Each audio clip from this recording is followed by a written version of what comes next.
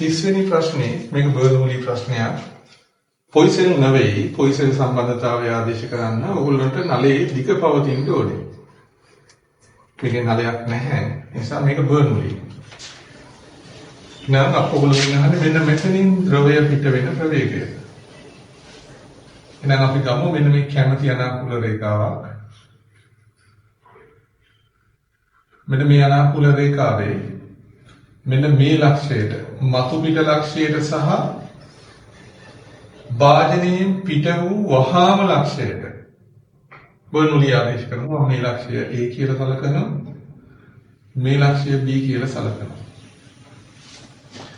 බර්නූලි ඒ ලක්ෂයේදී පීඩනය ධන, ඒකක පරිමාවක විභව ශක්තිය ධන, ඒකක පරිමාවක චාලක ශක්තිය. ඒ ලක්ෂයේදී පීඩනය ඒ ලක්ෂයට ලැබෙනවා ඉහළින් වායුගෝලීය පීඩනයක්. ඒක මම 5 කියලා කියනවා.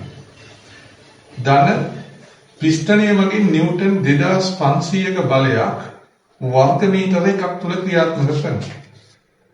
එනම් මෙන්න මේ බලය නිසා ඇතිවන පීඩනය ද්‍රවයම. ධන අපි හිතුවොත් මෙන්න මේ පහළ මට්ටම මේ සිදුරේ මට්ටම සම්මත මට්ටම කියලා විභව ශක්තිය. එහෙම වුණොත් මෙන්න මේ 0.2 මීටර උසට අදාළව ඒකක පරිමාවක විභව ශක්තියක් අන්තර්ගත වෙන්න ඕන. එහෙනම් ඒක ρGH. ρ දීලා තියෙනවා 10.3යි, G කියන්නේ 10යි, H කියන්නේ 0.2යි. ධන දැන් අපි පීඩනය ගත්තා. මේ තියෙන පීඩනය, මේ තියෙන්නේ ඒකක පරිමාවක විභව ශක්තිය. ඊළඟට අපි සලකන්න ඕනේ ඒකක පරිමාවක චාලක ශක්තිය. අපි හිතුවොත් මේ පිස්ටනය පහළට තල්ලු වෙන්නේ ඉතාමත් සෙමින් කියලා. එහෙනම් එතන ප්‍රවේගය බිඳුවයි. ප්‍රවේගය බිඳුවයි නම් චාලක ශක්තියක් පවතින්නේ නැහැ.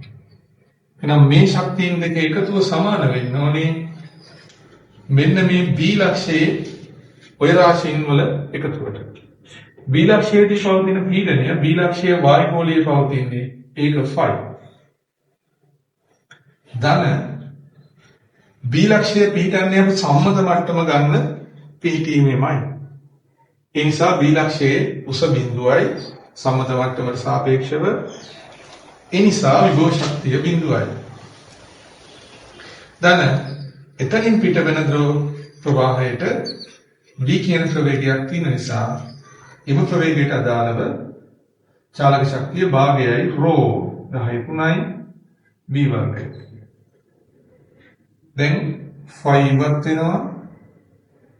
අපිට 10 දෙකක් ඉවත් කරගන්න පුළුවන්. එතකොට මෙතනින් 10ක් ඉතුරු වෙනවා. මෙතනින් 10 දෙකක් ඉවත් වෙනවා. 10ක් ඉතුරු වෙනවා. එතකොට මෙතන 25 ධන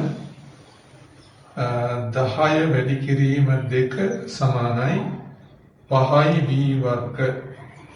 5 වරක් 2යි 5 වරක් 5යි 5යි 4යි 9යි 3යි ms වෙන එක තමයි B කියන්නේ.